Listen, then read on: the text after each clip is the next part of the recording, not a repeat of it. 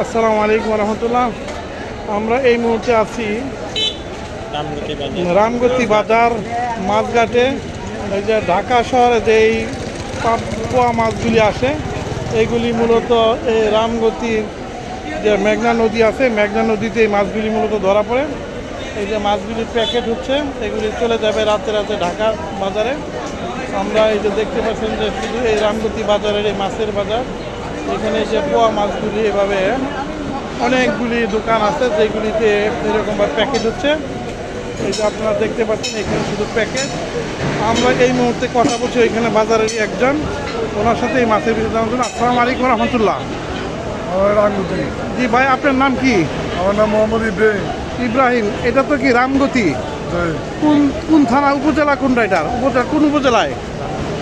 লক্ষ্মীপুর। লক্ষ্মীপুরে। এটা নদীর নাম কি? মেঘনা। মেঘনা। তো এই যে আপনার পোয়া মাছগুলি ধরা পড়ছে, এগুলো কি আজকেই ধরেছেন? এটা আজকে আজকে আজকের দিনের কখন ধরা হয়েছে এটা?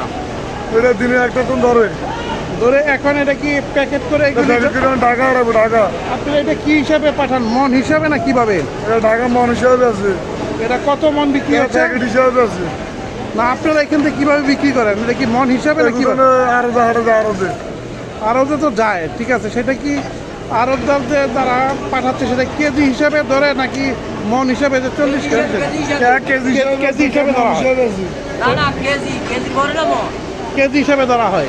তো এইগুলা কত কেজি পরে এখানে আপনারা যে আরতদারকে দিচ্ছেন? এক প্যাকেটে 5 কেজি করে দিই। 5 কেজি দাম কত? কোনো কেজি আপনার 150 টাকা আছে, 200 টাকা আছে। এই অবস্থা। 160 টাকা। এইটা তো অন্য কোনো মাছ ধরা পড়ে না এখানে?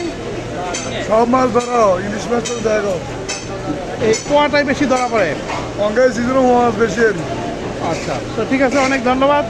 সম্মানিত ভিউয়ার্স, আপনারা যারা সুযোগ আছে আপনারা সেই রামগতি বাজারের এই মাছের আড়তে আসতে পারেন। সকলকে ধন্যবাদ।